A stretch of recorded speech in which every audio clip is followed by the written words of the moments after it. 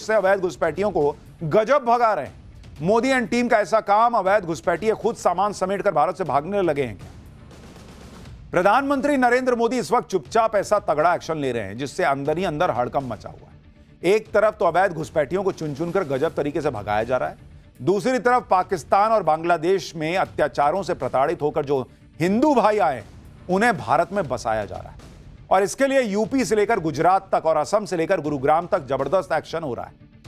एक तरफ ऑपरेशन सिंदूर के बाद से 2000 से ज्यादा अवैध बांग्लादेशी और रोहिंग्या घुसपैठियों को डिपोर्ट किया जा चुका है। दूसरी तरफ सीए यानी नागरिकता संशोधन एक्ट के तहत हजारों शरणार्थियों को भारत की नागरिकता दी जा चुकी है। और यूपी में 2000 से ज्यादा हिंदू शरणार्थियों को जमीन पर मालिकाना हक देने का प्लान बन चुका है।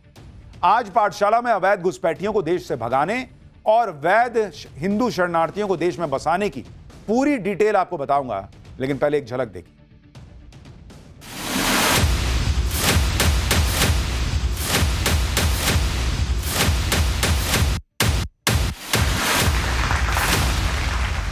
जमालपुर से है, बांग्लादेश में आया था।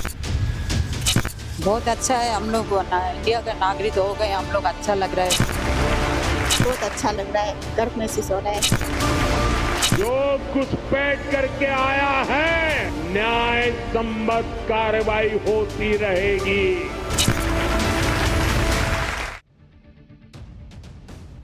अवैध बांग्लादेशियों के खिलाफ कितना तगड़ा एक्शन हो रहा है उसकी तस्वीरें पहले आपको दिखाता हूं। असम के बोंगाई गांव में पुलिस ने रेलवे स्टेशन पर अवैध बांग्लादेशियों की धरपकड़ के लिए अभियान चला दिया और अवैध तरीके से भारत पहुंचे 8 बांग्लादेशी नागरिकों को गिरफ्तार किया। पुलिस के अभियान से रेलवे स्टेशन में अफरा तफरी मच गई और पकड़े जाने के डर से कई संदिग्ध सामान लेकर रेलवे स्टेशन से बाहर की तरफ निकलते दिखाई दिए। पुलिस की गिरफ्त में आए एक घुसपैठिए ने खुद बताया कि वो कैसे बांग्लादेश के जमालपुर से भारत पहुंचा है। सुनिए आप। जमालपुर से है, बांग्लादेश में आया था। बांग्लादेश से इधर आया था? तो बांग्लादेश जा रहा था? बांग्लादेश से आया था। बांग्लादेश जा रहा था? नहीं आया था। कौन सा ट्रेन से? ट्रेन में नहीं है, वो कार पे आया था। कार पे? बांग्लादेश से मेघालय के घुसा? हाँ। कहाँ से घुसा? वो पता नहीं है वो कहाँ से। वो सिक्योरिटी नहीं था? असम के मुख्यमंत्री हेमंत बिस्वा शर्मा कई बार साफ कर चुके हैं कि उन्होंने असम की जमीन का एक इंच हिस्सा अवैध बांग्लादेशियों से खाली कराने का संकल्प ले रखा है। उन्होंने असम में बढ़ती घुसपैठ को राज्य की डेमोग्राफी में आए बदलाव की बड़ी वजह बताया और असम में अवैध बांग्लादेशी घुसपैठियों के खिलाफ हेमंत सरकार के ताबड़तोड़ एक्शन का असर भी दिख रहा है। सोशल मीडिया पर असम की एक तस्वीर वायरल हो रही है जिसमें सामान से लदे ट्रकों की 2 किलोमीटर से ज्यादा लंबी लाइन दिखती है। दावा यह किया जा रहा है इस वायरल वीडियो को लेकर कि यह अवैध बांग्लादेशियों का सामान है जो हेमंत सरकार के एक्शन से घबराकर खुद ही भाग रहे हैं। असम ही नहीं, देश के दूसरे राज्यों में भी अवैध बांग्लादेशी और रोहिंग्याओं के खिलाफ अभियान चलाया जा रहा है। अब तस्वीरें दिल्ली के पास हरियाणा के गुरुग्राम की हैं, जहां 15 अगस्त से पहले सुरक्षा को देखते हुए संदिग्ध बांग्लादेशियों की पहचान के लिए स्पेशल ड्राइव चलाई जा रही है। इस दौरान पहचान के फर्जी दस्तावेज मिलने पर संदिग्धों को जांच पूरी होने तक डिटेंशन सेंटर भेजा जा रहा है, जिसके लिए गुरुग्राम में 4 डिटेंशन सेंटर बनाए गए।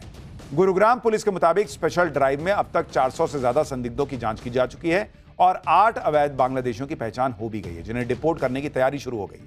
हरियाणा के सीएम नायब सिंह सैनी ने साफ कर दिया है कि जो लोग अवैध तरीके से घुसपैठ करके आए हैं उन्हें वापस अपने देश जाना पड़ेगा। हरियाणा के सीएम को एक बार सुनिए, फिर आपको गुरुग्राम में चल रही स्पेशल ड्राइव पर बंगाल की सीएम ममता बनर्जी ने क्या कह दिया है वो दिखाता हूं। नहीं, देखिए, जो बाहर से आए हुए इस प्रकार के लोग हैं उनको वापस भेजने का काम हम कर रहे हैं। मैंने पहले भी ये बात कही थी, पीछे भी हमने इस बात को कहा था कि जो लोग बाहर से आकर के यहाँ पर रुके हुए हैं उन्हें वापस अपने देश जाना पड़ेगा। प्रधानमंत्री मोदी देश को सिक्योर करने के लिए अवैध बांग्लादेशियों और रोहिंग्याओं के खिलाफ ताबड़तोड़ एक्शन ले तो राजनीति भी होने लगी। पश्चिम बंगाल की मुख्यमंत्री ममता बनर्जी इस मुद्दे पर बीजेपी को घेर रही। ममता बनर्जी ने अगले साल बंगाल में होने वाले विधानसभा चुनाव में इसे बड़ा मुद्दा बनाने की तैयारी कर ली।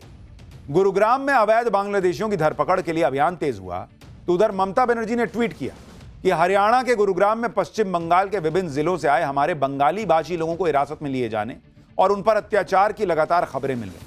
अन्य राज्यों से भी अलग से और लगातार खबरें आई हैं कि पश्चिम बंगाल के नागरिकों को सभी उचित दस्तावेजों के साथ सीधे बांग्लादेश अवैध रूप से धकेला जा रहा है। इन राज्यों में पश्चिम बंगाल के असहाय गरीब बंगाली कामगारों पर अत्याचार हो रहे हैं और यातनाएं दी जा रही हैं। भारत में बंगालियों पर दोहरी इंजन वाली सरकारों के इन भयानक अत्याचारों को देखकर मैं स्तब्ध हूं। आप क्या साबित करना चाहते हैं? यह नृशंस और भयानक है। हम इसे बर्दाश्त नहीं करेंगे। इस भाषाई आतंक को रोकें। ममता बनर्जी कह रही हैं कि भारत के जो बंगाली हैं उनको बांग्लादेश में धकेल दिया जा रहा है। अब बांग्लादेश धकेलने दे रहा है कि भारत के बंगाली जो हैं वो वहां जाके रहेंगे। भाई उसको भी दिख रहा होगा ना कि ये बांग्लादेश का नागरिक है, तभी तो वो उधर जाने दे रहा है। भारत ने धक्का दिया, क्या चल रहा है? वो रस्सी खींचने की प्रतियोगिता चल रही है, इधर से धक्का देके उधर कर दिया। ममता बनर्जी भले ही पीएम मोदी के अवैध बांग्लादेशी घुसपैठियों के खिलाफ एक्शन को लेकर नैरेटिव सेट कर रही है, लेकिन पीएम मोदी पिछले दिनों बंगाल दौरे में एक बार फिर यह क्लियर कर चुके हैं कि जो घुसपैठ करके आया है उस पर कार्रवाई तो होके रहेगी। पीएम मोदी का यह बयान बड़ा वायरल भी हुआ, लेकिन एक बार उसको फिर से सुनिए। और यूपी के सीएम योगी अवैध बांग्लादेशियों के खिलाफ बुलडोजर एक्शन के बीच हिंदू शरणार्थियों को क्या तोहफा देने जा रहे हैं, इसके बाद वो बता। जो भारत का नागरिक नहीं है, फिर से सुन लीजिए, जो भारत का नागरिक नहीं है, जो घुसपैठ करके आया है, उसके साथ भारत के संविधान के तहत न्याय संबद्ध कार्रवाई होती रहेगी। यूपी में भी अवैध बांग्लादेशियों और रोहिंग्याओं की धरपकड़ का अभियान तेजी से चल रहा है। घुसपैठियों की अवैध इमारतों पर नॉन स्टॉप बुलडोजर एक्शन हो रहा है, लेकिन दूसरी तरफ योगी सरकार ने बांग्लादेश से आए शरणार्थियों को बड़ी राहत देने का प्लान भी मंजूर कर दिया है। इसके तहत यूपी में पीलीभीत जिले के 25 गांवों में बसे 2196 हिंदू शरणार्थी परिवारों को उनकी जमीन का मालिकाना हक दिया जाएगा। इसके लिए सीएम योगी आदित्यनाथ ने निर्देश जारी कर दिए हैं और जरूरी कागजों की जांच के बाद इन शरणार्थियों की 60 साल से ज्यादा पुरानी मांग पूरी होने वाली है, क्योंकि ये शरणार्थी अब उस जमीन के मालिक हो जाएंगे जिस पर वो रह रहे हैं, खेती कर रहे हैं। इन परिवारों को साल 1960 के दशक में सरकार ने रहने और खेती के लिए जमीन आवंटित की थी, लेकिन उन्हें कभी कानूनी तौर पर जमीन का मालिकाना हक नहीं मिल पाया। ये वो हिंदू शरणार्थी हैं जिन्हें 1960 से 1975 के बीच पहले पूर्वी पाकिस्तान और फिर अलग अलग देश बने बांग्लादेश में हो रहे अत्याचारों की वजह से भारत में शरण लेनी पड़ी। पीएम मोदी उन लोगों को देश से बाहर कर रहे हैं, उनका सफाया कर रहे हैं जो देश की सुरक्षा के लिए खतरा है, और उन लोगों को देश की नागरिकता भी दिला रहे हैं जो अपनी सुरक्षा के लिए पाकिस्तान या बांग्लादेश जैसे देशों को छोड़कर भारत की शरण में आए। अब गुजरात में ही देखिए, एक तरफ अप्रैल और मई के महीने में अहमदाबाद में मिनी बांग्लादेश कहे जाने वाले इलाके को 1, 2 या 3 नहीं बल्कि 70 बुलडोजर की मदद से समतल कर दिया गया। इस इलाके में अवैध बांग्लादेशियों का अवैध ठिकाना बन चुके 1000 से ज्यादा घरों को जमींदोज किया गया। इस एक्शन का असर यह हुआ कि अवैध बांग्लादेशियों ने खुद ही बोरिया बिस्तर समेटा और गुजरात से निकलने में ही अपनी भलाई समझी। इसी गुजरात की एक तस्वीर और देखी। आज राजकोट में गुजरात के गृह मंत्री हर्ष सांघवी ने बांग्लादेश और पाकिस्तान से आए 185 हिंदू शरणार्थियों को भारत की नागरिकता के सर्टिफिकेट बांटे। इन सभी लोगों को CAA यानी नागरिकता संशोधन एक्ट के तहत भारत की नागरिकता मिली है, जिसे पीएम मोदी ने तमाम विरोधों के बाद भी संसद से पास कराया। सुनिए कि भारत की नागरिकता मिलने पर सालों से इसका इंतजार कर रहे हिंदू शरणार्थियों ने क्या कहा और कैसे गुजरात के गृह मंत्री ने इसके लिए पीएम मोदी का आभार जताया। बहुत अच्छा है, हम लोग इंडिया का नागरिक हो गए, हम लोग अच्छा लग रहा है। और यहाँ 2010 में आई हूँ, 15 साल हो गए हमको, बहुत अच्छा लग रहा है, गर्व महसूस हो रहा है। यहाँ पर मुझे मेरे बच्चों का भविष्य अच्छा लग रहा है और मुझे लगता है कि मेरे बच्चों का भविष्य आगे बढ़ेगा और जो सुविधा सबके बच्चों को मिलती है मेरे बच्चों को मिलेगी। पाकिस्तान से अपनी सुरक्षा के लिए भारत में आए हुए 185 लोगों को भारतीय नागरिकता दी गई है। मैं देश के प्रधानमंत्री श्री नरेंद्र भाई मोदी जी का बहुत बहुत आभार मानता हूं, जिन्होंने CAA कानून लाने के माध्यम से आज ऐसे हजारों हिंदू, सिख, ईसाई, बौद्ध, जैन जो पाकिस्तान, बांग्लादेश और अफगानिस्तान से खासतौर पे भारत आए हुए इन सभी लोगों को CAA के माध्यम से उनको नागरिकता मिल रही है।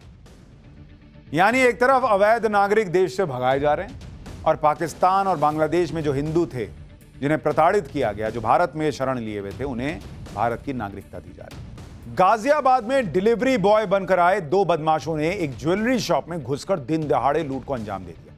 यह पूरी घटना CCTV कैमरे में रिकॉर्ड हुई है, जिसमें दिख रहा है कि दोनों हथियारबंद लुटेरों ने स्विगी और ब्लिंकिट की ड्रेस पहनी हुई और चेहरा छिपाने के लिए हेलमेट पहना हुआ। सिर्फ 6 मिनट में करीब करोड़ों रुपए के गहने लेकर ये बदमाश फरार भी हो गए। लेकिन आप देखिए कितने शातिर थे कि ब्लिंकिट और स्विगी की ड्रेस पहन ली, लोग सोच रहे हैं कि भाई डिलीवरी करने आया है, और वहां पर लूट करके जो है ये भाग गए। तो इन कंपनियों को भी कुछ ऐसा करना चाहिए भाई कि भाई कोई जेन्युइन उनका डिलीवरी बॉय आ रहा है, इसको आदमी कैसे पहचाने, क्योंकि इन कंपनियों का तो दोष नहीं है, इनकी ड्रेस तो कोई भी बनवा सकता है। और आपके घर पर भी अगर कोई डिलीवरी बॉय आता है तो थोड़ा सा संभल कर।